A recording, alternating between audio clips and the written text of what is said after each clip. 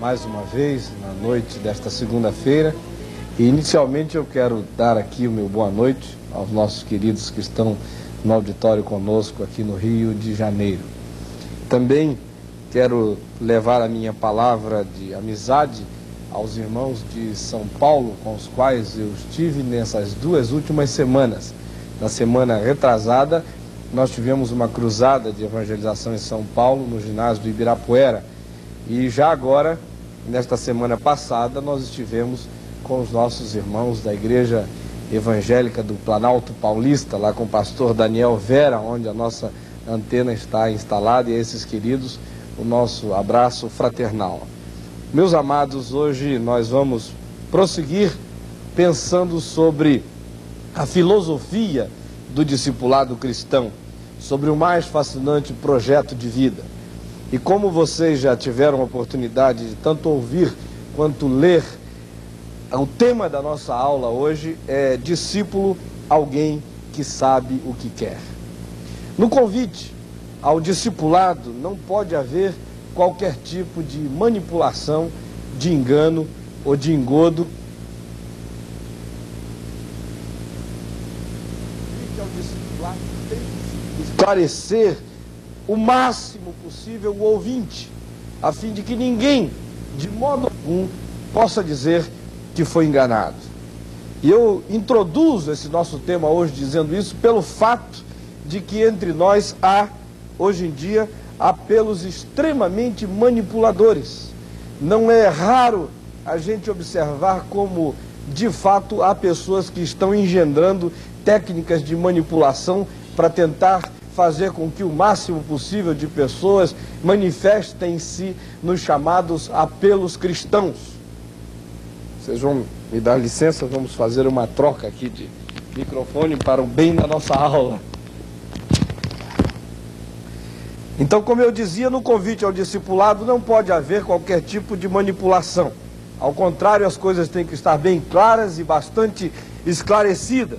E eu introduzo dizendo isso pelo fato de que há entre nós apelos que têm sido extremamente manipuladores. Eu me lembro, por exemplo, de que há uns anos passados eu fiquei sabendo que um certo evangelista corria o Brasil e ele fazia apelos do seguinte tipo: ele acabava de pregar uma mensagem açucarada, daquele tipo que fala de um deusinho bonzinho e que tem uns filhinhos muito bonitinhos e que deseja salvar a todos esses engraçadinhos. Essa mensagem açucarada que mais parece mensagem da Branca de Neve para os 7 anões. E depois de assim fazer e assim pregar, ele procedia do seguinte modo, fazendo um apelo do seguinte tipo. Ele dizia o seguinte: se há alguém aqui entre nós que já crê no Senhor Jesus Cristo de todo o coração, então eu quero convidar essa pessoa para ficar em pé. E o auditório, as pessoas todas punham-se de pé.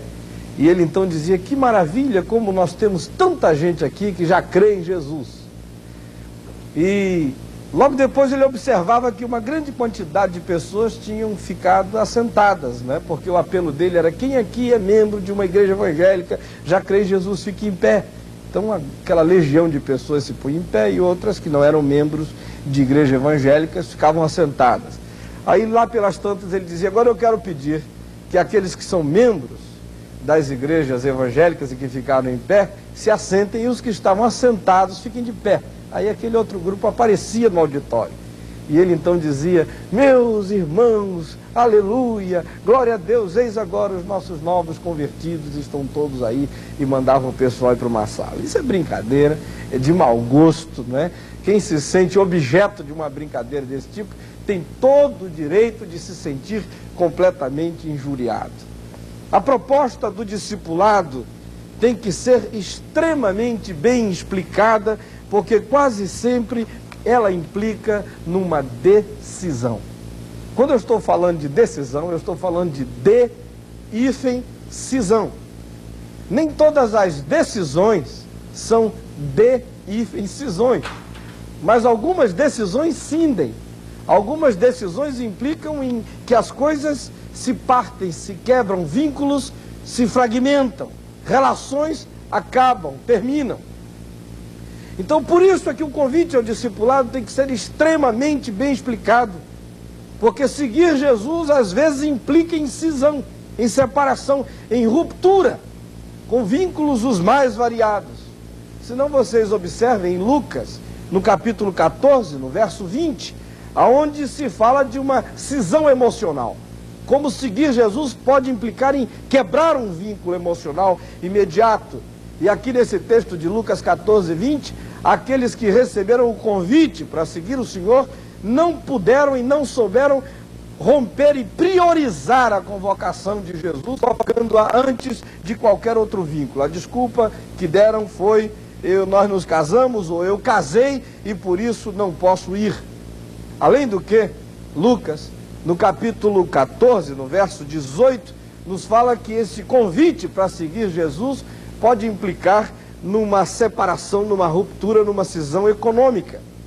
E diz aqui o texto que alguns também se evadiram, fugiram do compromisso, dizendo: eu comprei um campo, por isso eu não posso ir.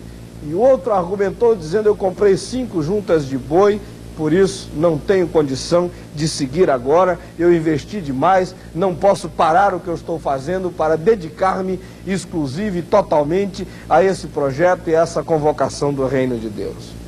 De fato, especialmente nessas duas áreas, é que o conflito mais se manifesta, é que o conflito mais se exacerba. Eu vou repetir, primeiramente no nível econômico. Vocês se lembram de que em Lucas, no capítulo 9, no verso 58, alguém disse a Jesus: mestre, eu vou te seguir para onde quer que tu fores. Mas Jesus responde com um realismo drástico e diz: as aves dos céus têm os seus ninhos, as raposas têm os seus covis, mas o Filho do Homem não tem aonde reclinar a cabeça. Às vezes o fato de que o discipulado pode implicar em instabilidade, em insegurança, em falta de bases econômicas, tem feito com que muitos desistam da caminhada. Notem, eu estou dizendo, às vezes é assim. Eu não estou absolutizando isso. Seria absolutamente incoerente da minha parte dizer que sempre é assim que acontece. No entanto, todos nós, os que atendemos ao convite de Jesus para o discipulado, devemos estar conscientes de que esse convite pode até implicar no fato de que nós venhamos a ter que abrir mão de uma série de seguranças econômicas e de estruturas que nos fazem viver com bases sólidas, porque em alguns casos essa vinculação com Jesus pode desembocar numa ruptura com todas as estruturas de segurança econômica. Eu estou relativizando o que eu estou dizendo, notem, eu não estou absolutizando. No entanto, independentemente de que isso aconteça ou não aconteça na vida da gente, é absolutamente importante que estejamos preparados, ou que pelo menos estejamos avisados, ou que pelo menos ninguém se sinta enganado caso uma demanda dessa natureza venha a se manifestar. Eu me lembro todas as vezes que eu penso no que eu estou falando, de um certo rapaz ao qual eu estava evangelizando há muito tempo. E ele tinha se manifestado de maneira já superficial em relação a Jesus e à fé. Estava dando os seus primeiros passos, indo à igreja, à comunidade, até que um dia, após uma pregação minha, na qual eu coloquei com clareza essas implicações e as demandas dessa vinculação com Jesus e com o Evangelho, ele me procurou à porta e disse: olha, hoje é a última vez que você está me vendo aqui, eu vou embora, eu não volto mais. Eu achei ótimo que você tenha sido honesto e claro, porque até aqui eu estava achando que eu podia conciliar, que eu podia construir estruturas paralelas entre a fé cristã e o meu outro projeto de vida, mas como para mim o mais importante é o projeto de vida que eu tenho, e ele é inconciliável com a proposta cristã que você me colocou, então eu quero dizer que daqui para frente eu não apareço mais, porque eu tenho uma obsessão na vida, e a obsessão é ficar bilhardário, e para alcançar isso eu piso em qualquer um, eu faço qualquer coisa, esta é a prioridade das prioridades da minha vida, e boa noite, passar bem, não voltou mais. Para muita gente, esse tipo de ruptura no nível econômico se torna algo completamente impossível de se realizar, porque alguns endeusam, alguns idolatram, alguns absolutizam a necessidade da segurança econômica, e quando o convite do discipulado relativiza o nosso compromisso com qualquer estrutura, e mesmo com as estruturas econômicas, para alguns isso soa completamente impossível de ser abraçado, e esse projeto lhes parece inviável. Outra vez eu lhes digo que é no nível afetivo também que essa decisão pode acontecer. Em Lucas, no capítulo 9, no verso 59, no verso 60, está dito que Jesus convida alguém para segui-lo. E a pessoa diz: não, Senhor, eu preciso primeiro sepultar o meu pai. E Jesus diz: deixa os mortos o sepultar os seus próprios mortos, quanto a ti, vem, segue-me, prega o reino de Deus. Ou ainda no mesmo texto, na sequência, está dito que alguém se oferece para seguir com ele e diz: eu vou andar contigo, mas permite-me ir primeiro, despedir-me dos de casa. E Jesus então diz que a convocação tem que ser absolutamente imediata. Meu querido, minha querida, você que está aqui no auditório, você que me vê em casa por este país todo, eu quero lhe dizer que este convite ao discipulado pode implicar numa decisão econômica, numa decisão afetiva. No caso da afetividade, não são poucos os que têm tido que terminar certos namoros que não iam levar a lugar nenhum, romper com certos noivados que eram letais ao projeto cristão, abrir mão de certas vinculações afetivas que desembocavam sempre no adultério, na impureza. Enfim, quando alguém diz eu quero, tem que estar preparado para romper vínculos dessa natureza, se for o caso. E é por essa razão que Jesus ressalta a necessidade de que o discipulado seja o resultado de uma consciente tomada de decisão. Ele diz em Lucas 9, no verso 23, se alguém quer ser meu discípulo, a si mesmo se negue, todo dia tome a sua cruz e siga-me. Eu gosto muito desta afirmação positiva, contundente de Jesus.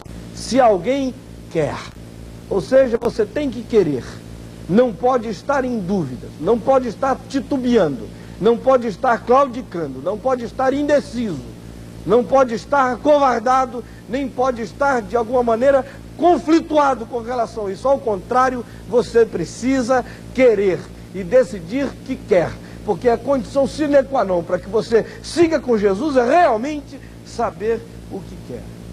Eu lhes digo que talvez essa seja a razão, porque nós temos essa legião de pessoas desviadas no nosso meio. Há quem diga, inclusive, que há mais desviados do Evangelho do que pessoas crentes dentro das igrejas. Porque a gente vive dois tipos de relações radicalizantes com aqueles que são convidados para seguirem a Jesus, normalmente nos nossos projetos eclesiásticos.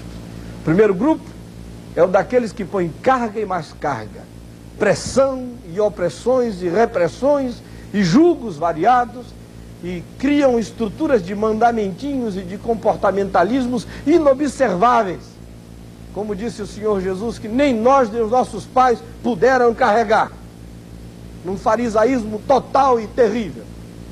Mas de um outro lado, nós temos aqueles que afrouxam e que omitem, que escondem e que não explicitam o genuíno custo, o genuíno valor e a realidade absolutamente clara do que seja seguir a Jesus Cristo numa caminhada humana. Atender ao apelo, a esse convite de Jesus, não é só frequentar uma igreja, mas é aceitar os custos da decisão.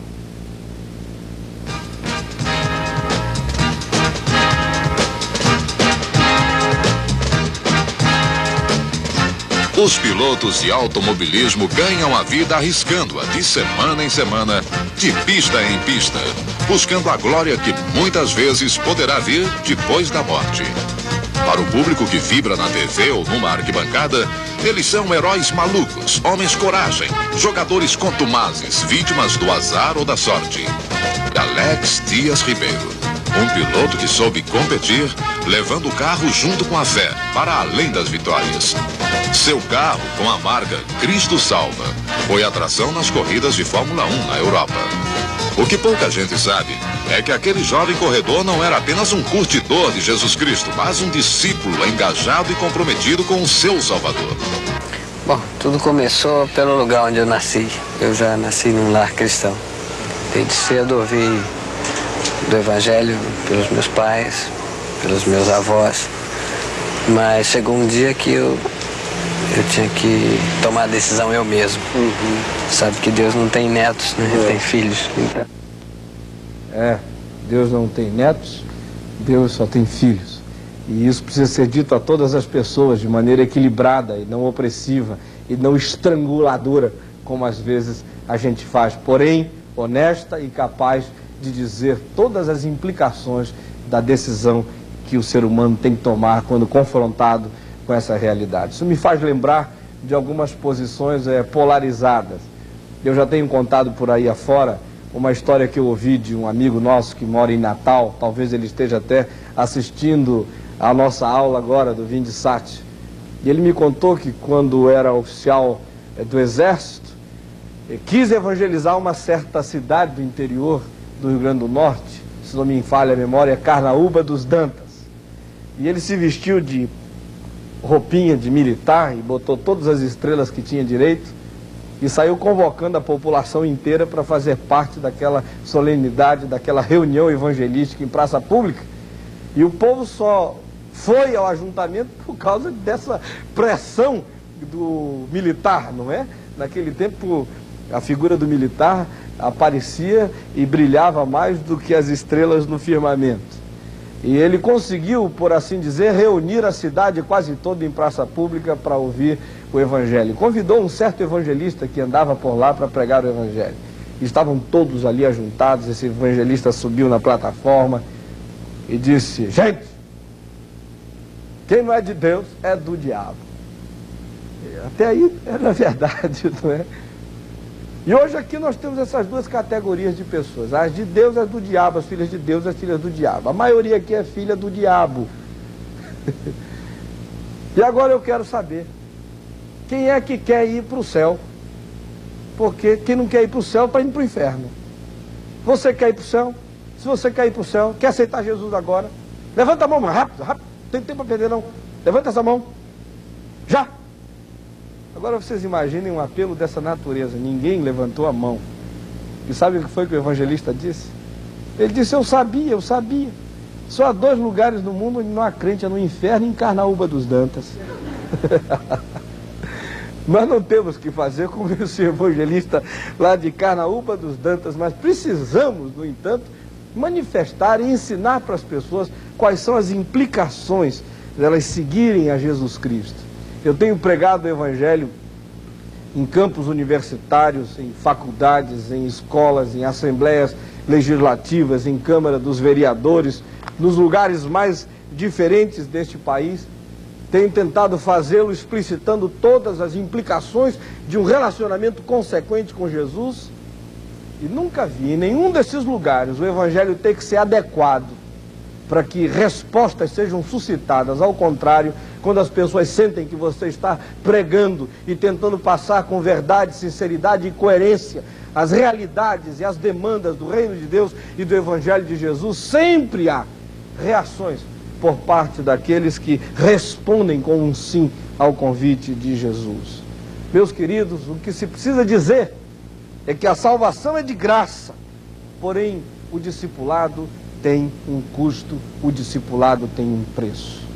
Aqui no texto de Mateus, no capítulo 13, no verso 44, se diz o seguinte: o reino dos céus é semelhante a um tesouro oculto no campo, o qual certo homem, tendo-o achado, escondeu, e transbordante de alegria vai, vende tudo que tem e compra aquele campo. Comparativamente a essa descrição, o que acontece a um ser humano quando ele se encontra com a realidade do reino de Deus. Diz aqui a palavra de Deus que o processo é semelhante.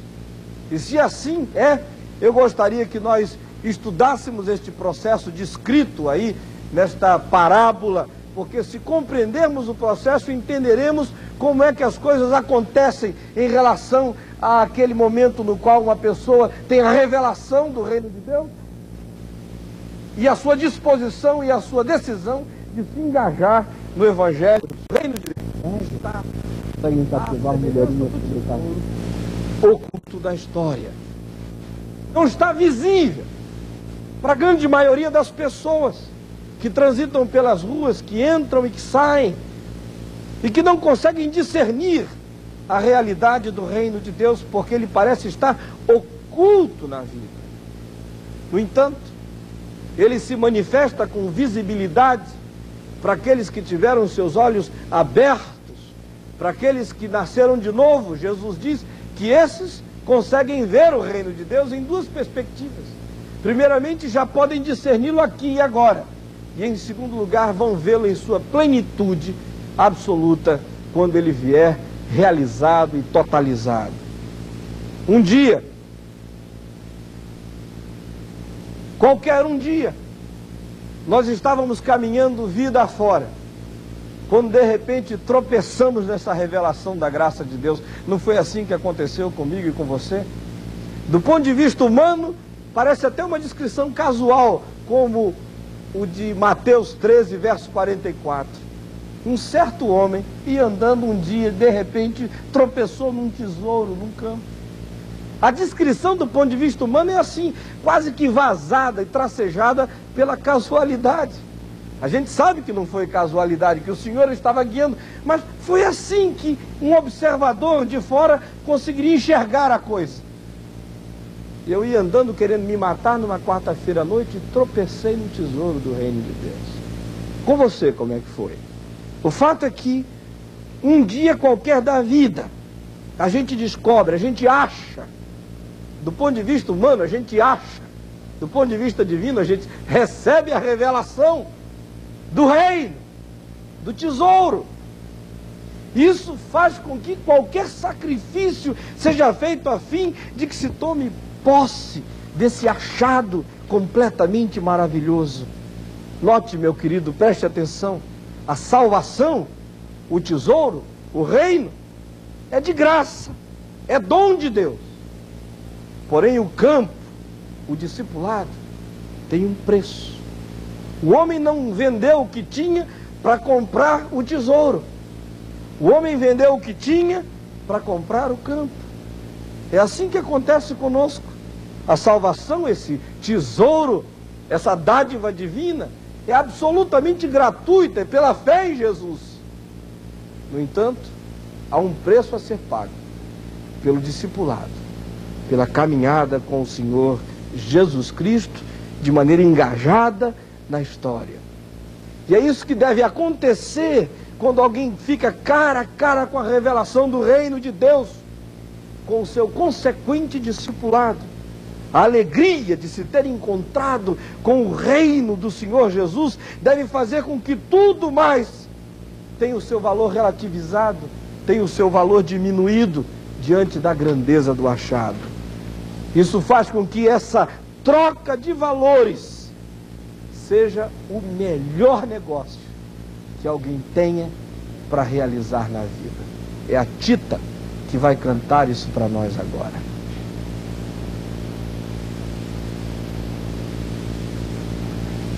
É possível viver, ter amor e ter paz.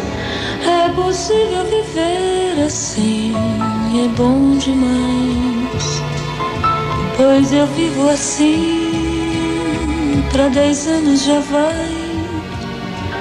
Minha vida mudou, não foi governo atual ou razão social, mas foi dentro de mim. Aquela força ruim foi embora de vez. Se você permitir, deixa a porta se abrir para Jesus penetrar no seu coração. Guerras vão acabar e a paz vai chegar, pois Jesus é real, tira todo esse mal. É possível ter paz.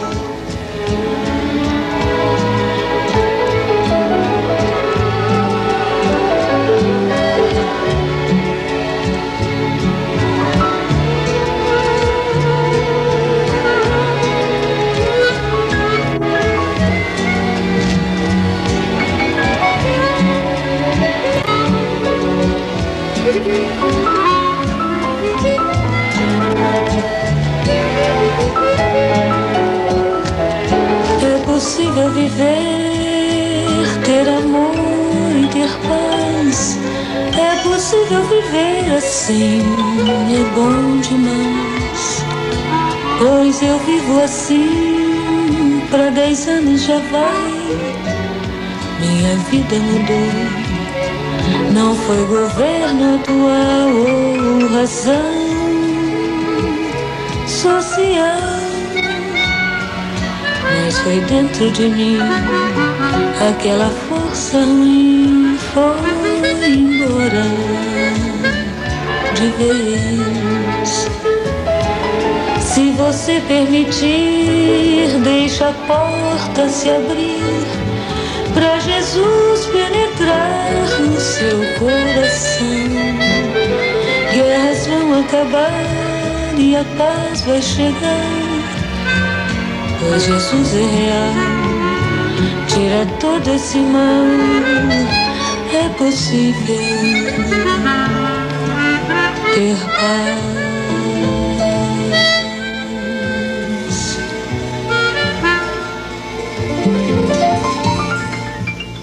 É possível ter paz e ter uma alegria indizível e borbulhante no coração.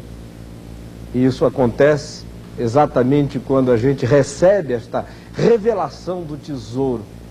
E quando a gente vende tudo, abre mão de tudo, coloca a prioridade de se engajar nesse projeto acima de todo e qualquer outro valor e faz esse grande negócio e opta por pagar o preço do discipulado. E a gente faz isso com alegria, porque o tesouro é de graça, a salvação é um dom de Deus. E por causa dela, faz sentido qualquer investimento que a gente possa vir a fazer na vida. Vamos ver no que pode implicar, de modo prático, a decisão de abrirmos mão de certos valores, a fim de que nos apropriemos do valor maior da vida. Em primeiro lugar, eu devo repetir e dizer que pode haver uma decisão familiar. Para alguns, esse engajamento no discipulado pode implicar em certas rupturas familiares. Diz a palavra de Deus em Lucas, no capítulo 12, os versos 51 e 53, o Senhor Jesus afirma: eu não vim trazer paz, eu vim trazer divisão. Daqui em diante estarão 2 divididos numa casa contra 3.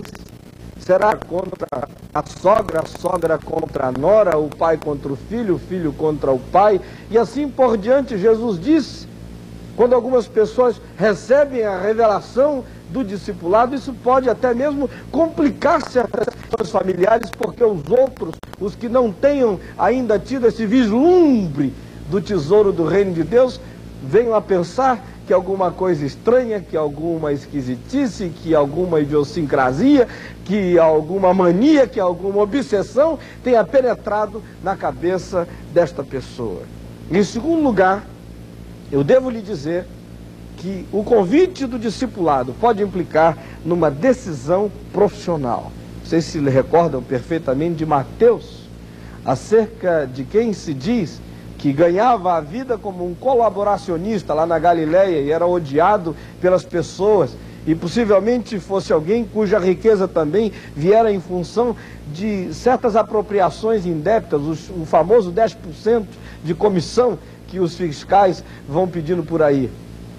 Mas um dia Jesus passou pelo caminho dele e disse: Mateus, deixa tudo isso, vem e segue-me. E houve uma decisão, uma ruptura profissional. Isso pode acontecer com você caso a profissão que você venha usando para ganhar a vida não seja exatamente lícita ou compatível com as implicações mais profundas do reino de Deus.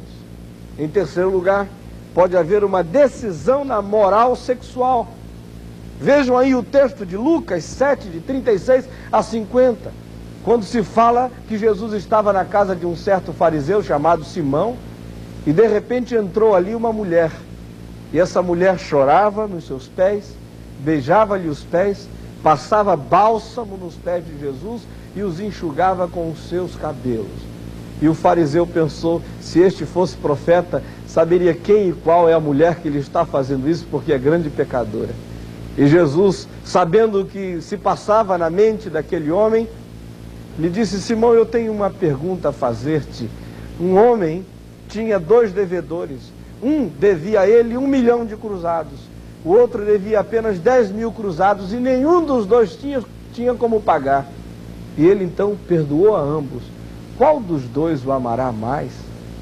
E o Simão respondeu: Ah, Senhor, aquele a quem mais se perdoou. E Jesus disse: Vê, Simão, vês esta mulher? Eu entrei na tua casa e tu não me beijaste a face. Ela, no entanto, me beija os pés. Eu entrei na tua casa, tu não me lavaste as mãos, nem me ungiste a cabeça com óleo, mas ela passa bálsamo aromatizado nos meus pés e os enxuga com lágrimas. Após ter chorado, ela os enxuga com os seus próprios cabelos. Por isso eu te digo que perdoados são os seus pecados, porque aquele a quem muito se perdoa, esse muito ama. E Jesus voltou-se para aquela mulher e disse: Filha, a tua fé te salvou, os teus pecados estão perdoados, agora vai-te em paz. Quando a gente se encontra realmente com Jesus, essa decisão na moral sexual acontece. Você pode vir chafurdado em qualquer tipo de pecado, mas recebe perdão não para continuar pecando, mas para viver uma vida agora alternativa, grata, bela, encharcada de gratidão pelo perdão que Deus lhe concedeu. E em quarto lugar, pode haver uma decisão institucional. Você já leu o texto de João no verso 9? Como Jesus curou um cego de nascença, e o que foi que aconteceu? Os próprios pais daquele cego ficaram com medo de atestar de que aquele que estava curado era seu filho. E por que ficaram com medo? Porque as autoridades religiosas tinham assentado e acertado entre si de que se alguém confessasse que Jesus era o Cristo, tinha poder para realizar o que realizava, essa pessoa seria expulsa da sinagoga. E justamente por isso os pais daquele homem resolveram se calar. Mas a alegria que o invadira, a revelação que ele recebera, a graça que o acometera, que o possuíra, fora tão intensa que para ele qualquer perda, qualquer ruptura não significava absolutamente nada. E o homem disse: eu não sei se ele era pecador, uma coisa eu sei, eu era cego e agora eu vejo. E o expulsaram da sinagoga, mas não fazia mal. Logo a seguir ele encontrou o Senhor e disse: eu creio em ti, e prostrando-se o adorou. Eu quero dizer, por mais estranho que pareça, que às vezes o comprometimento com o próprio discipulado implica em certas rupturas em instituições religiosas, porque as estruturas religiosas quase sempre se tornam tão pedradas, tão fossilizadas, tão esclerosadas, que nelas não cabe a efervescência da genuína alegria do discipulado. No entanto, esse investimento que se faz no reino de Deus tem as suas compensações já na vida presente. Eu não quero que você pense que tudo apenas são implicações drásticas.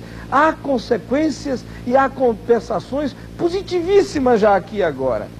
É o fenômeno da multiplicação de casas, irmãos e irmãs, mães, filhos e campos, com perseguição. E na vida por vir, a eternidade, a salvação. É o que Jesus diz em Marcos, no capítulo 10, versos 29, 30 e 31. É por isso que o discipulado acontece numa perspectiva de aparentes paradoxos. no discipulado, convive-se com o paradoxo de que achar a vida mundanamente é perdê-la para sempre. E perder a vida por Jesus é achá-la para sempre. É o que diz Mateus no capítulo 10, no verso 39. No discipulado também convive-se com o paradoxo de que as castrações são agentes terapeutizantes e promotores de uma maior planificação na vida de cada um de nós.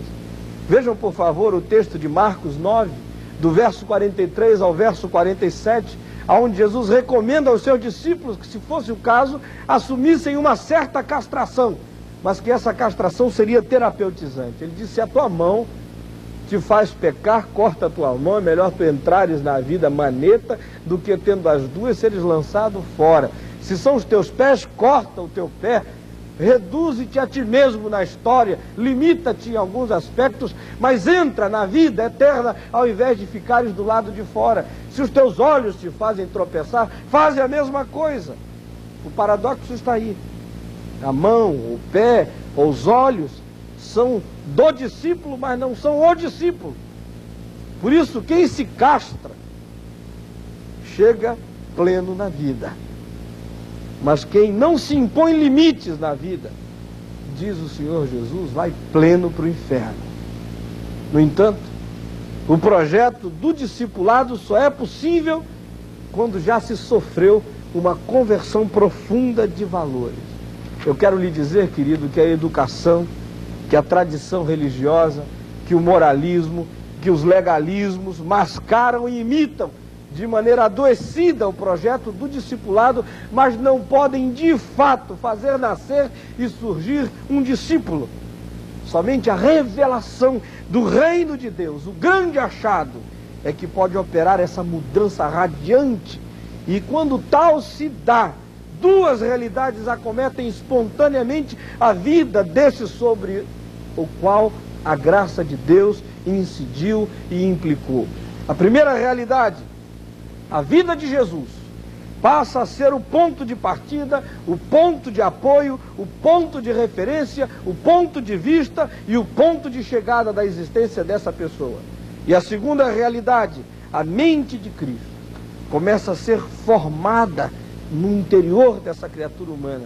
Isso faz com que as únicas bases sobre as quais essa pessoa admita erigir a sua vida sejam as bases dos ensinos de Jesus.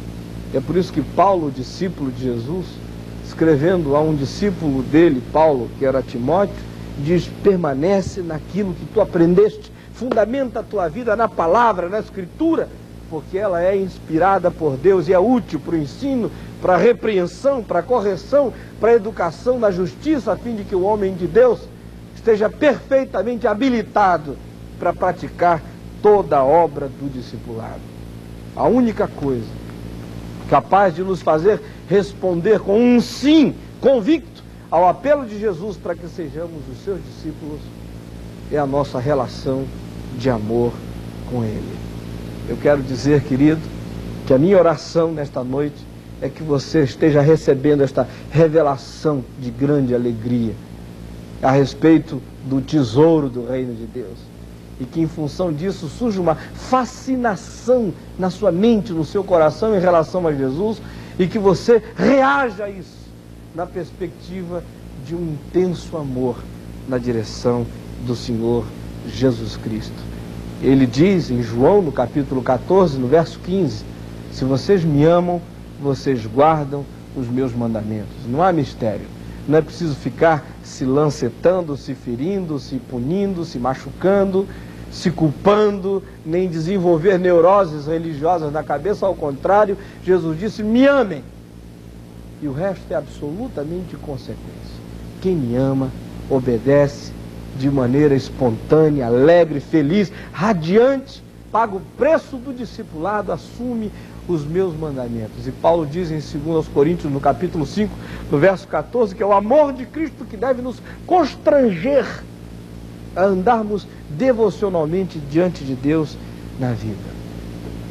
Esses escândalos dos últimos meses e do último ano no nosso país mostram como de fato o formalismo, o legalismo, a teatralidade, o liberalismo não nos levam a lugar nenhum.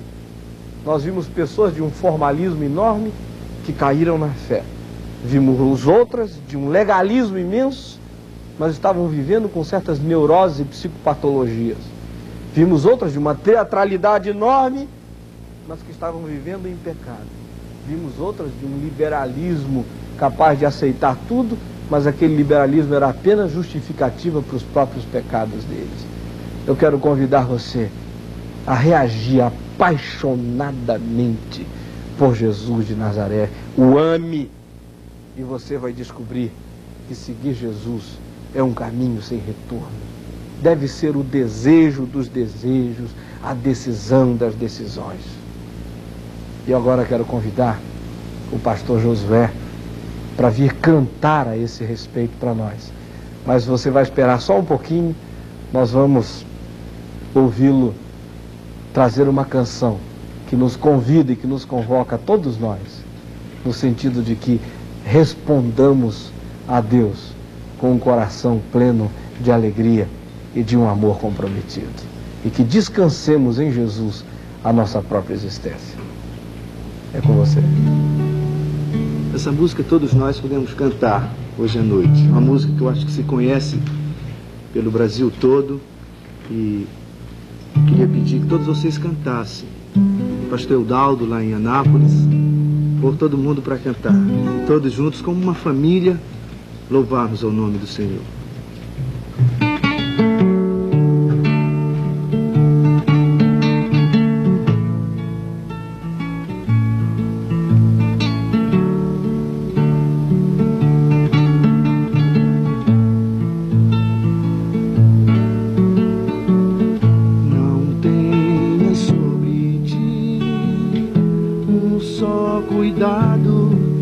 Quer que seja, pois somente seria muito para ti. É meu, somente meu, todo trabalho, e o teu trabalho é descansar em mim.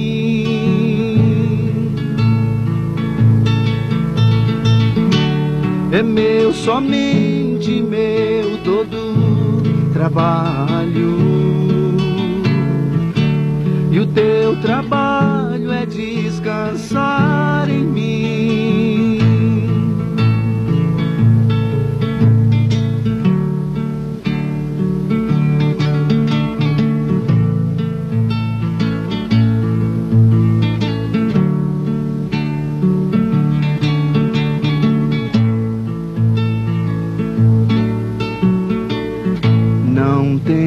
Mas quando enfim tiveres que tomar decisão,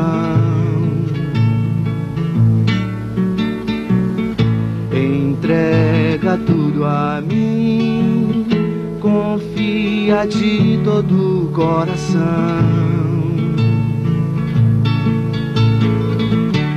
É meu, somente meu, todo trabalho, e o teu trabalho é descansar em mim. É meu, somente meu, todo trabalho, e o teu trabalho é descansar